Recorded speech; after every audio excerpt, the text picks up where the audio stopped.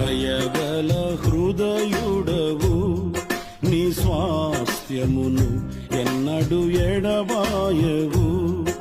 ఎడారిలో ఊటలను, జలరాశులలో త్రోవలు ఏర్పరచువాడవు.